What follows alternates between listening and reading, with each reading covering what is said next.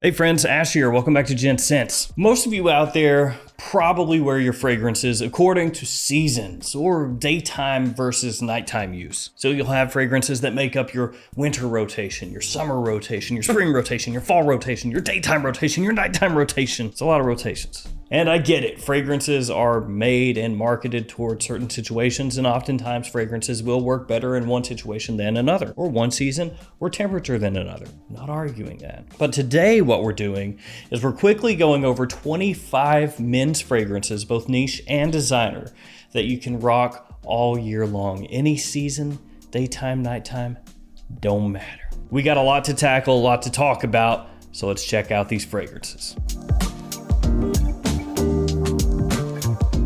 Guys, these will all be linked in the description below. Feel free to check them out down there. There's a lot of them. We got a wide range of prices here as well. Some of these very inexpensive and some a little more pricey. And here are some shopping codes to save you some money. Feel free to pause the video and check them out. They're also linked down below. Let's start niche with GANYMEDE. GANYMEDE is a fragrance that I very much adore. It has kind of a minerality to it, a mineral freshness that smells like water coming up from rocks. At least that's how it smells to me. Also has a very nice leather note as the fragrance dries down. Just great versatility, very unique smelling versus everything else on the market that people are wearing. So GANYMEDE, a bit of a hype beast, but warranted. And I will say, just as kind of a pro tip here, that's not really a pro tip, kind of common sense. But with a lot of these fragrances in the summertime, maybe you wear a little bit less, and in the winter, a little bit more. That does come with experience in wearing the fragrance, kind of knowing how much to spray, but keep that in mind. Some of these that are on the stronger side, maybe you want to wear a little less when it's hot outside. And some of these that are on the softer side,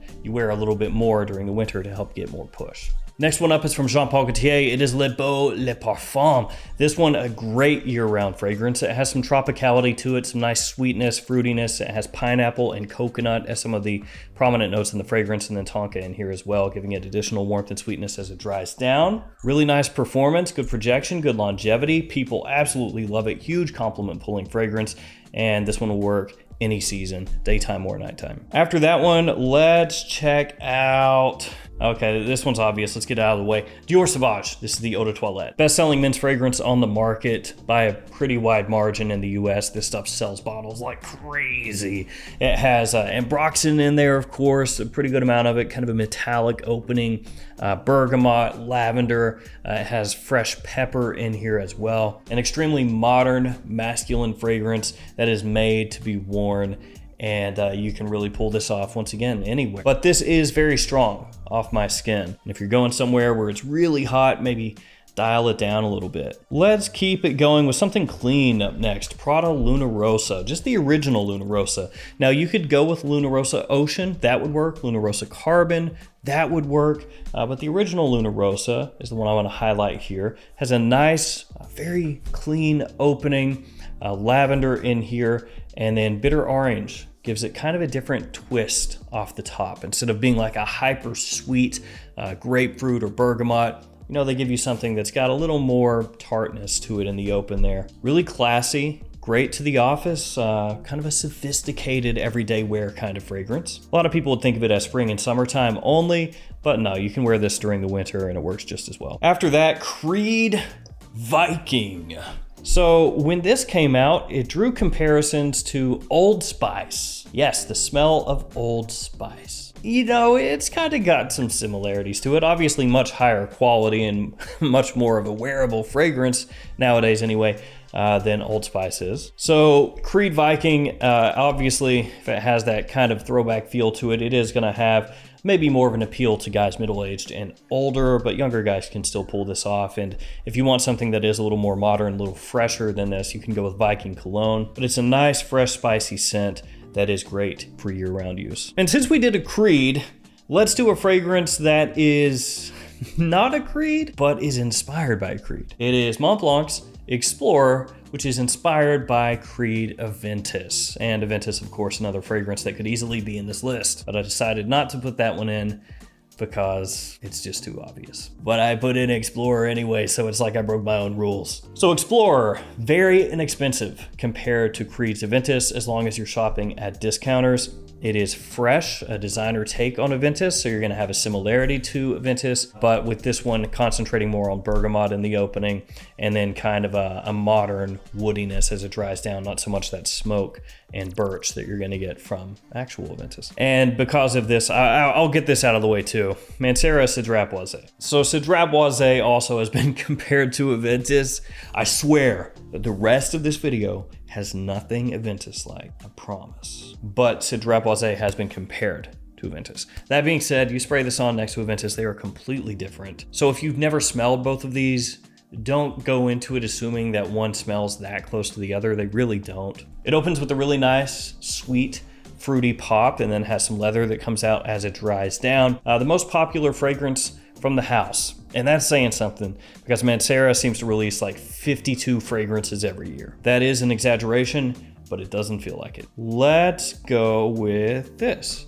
Gentleman Eau de Toilette. Gentleman Eau de Toilette, kind of a like black sheep, you know, redheaded stepchild of the Gentleman line. It doesn't get a whole bunch of love. Most of the love goes to a Reserve Privé or Gentleman Eau de Parfum. But Gentleman Eau de Toilette, as far as just being a very, very pleasant, versatile, everyday kind of fragrance, it passes that test with flying colors. Has a really nice sweetness to it, which most people are drawn to fragrances that are sweet. And at the same time, has a really great kind of classy edge to it, which you would expect from a fragrance named Gentleman. And for most people out there, Gentleman EDT is gonna be more wearable and more pleasant than Gentleman EDP, even though I personally like the Eau de Parfum more. But if we're just talking straight up usability, any season, and compliment factor included, Gentleman EDT is gonna be one of the absolute best from the entire lineup, if not the best. Gucci Guilty is the next fragrance on this list. Still one of the best-selling fragrances in the United States,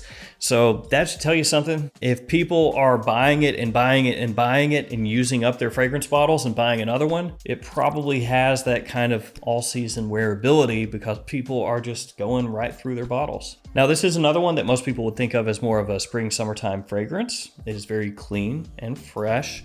Another fragrance with nice usage of lavender, but it absolutely shines in cooler weather. And because this is so pleasing, you can wear it anywhere. Let's follow that one up with Nishane's Sultan Vetiver, which is a personal favorite of mine. This one gives you vetiver in many different facets: grassy, smoky, clean, fresh, woody. All of that you can find right here. You can get it for a pretty good price from discounters, all things considered, because this is a house, Nishane, that often you can get for a pretty sweet discount. And it's also an extrait to parfum, so you get great performance from it as well. It's a wonderful fragrance for use in the office or more formal situations, but it also has enough of a laid back feel that you can wear this casually also. So there's 10 down. We're taking too long though, let's speed it up. Next one, Versace Dylan Blue. You could also go with Versace Eros, and that would work here as well. Dylan Blue is a blue fragrance that you can get at a little bit of a discount from discounters as compared to the more popular ones like Bleu de Chanel, Sauvage, and Y. So that's nice that you can get it for a little bit less, save a little bit of money, and it has everything you would want in a designer blue fragrance. It's got a little bit of incense, so this touch of smoke gives it added depth, added body, makes it work better in the cold, but then it still has a really appealing grapefruit opening. And of course, a decent amount of ambroxan in there. So Dylan Blue, this one, can't go wrong with it. After that, CH Men from Carolina Herrera, a former hype beast of a fragrance that has almost been forgotten in the fragrance community. The performance on it is not absolutely fantastic, but that doesn't matter too much because you can always just spray a little bit more. Wonderful date night fragrance as well. Big compliment puller, pretty unique when you compare it to how most designer fragrances smell. It's got like a little grassy kind of feel to it mixed with sugar, which sounds like it would be completely atrocious, and yet it works. After that, YSL L'Homme. Extremely fresh in the opening, a great ginger and citrus blast that grabs people's attention immediately. And as it dries down, it gets a little more warm and a little bit sweet. Stuff still works and it sells really well in the US. Once again, great versatility here. Because of that freshness in the opening, works great during the high heat months. Because of that warmth and the dry down and that sweetness, works well during the cool weather months. After that one, another YSL, Y Eau de Parfum. Y Eau de Parfum is a compliment monster. This is one of the easiest fragrances to pull compliments with. It has really nice performance, good amount of sweetness, amberwood in here as it dries down, some apple off the top and some sage in the mid. Wonderful release.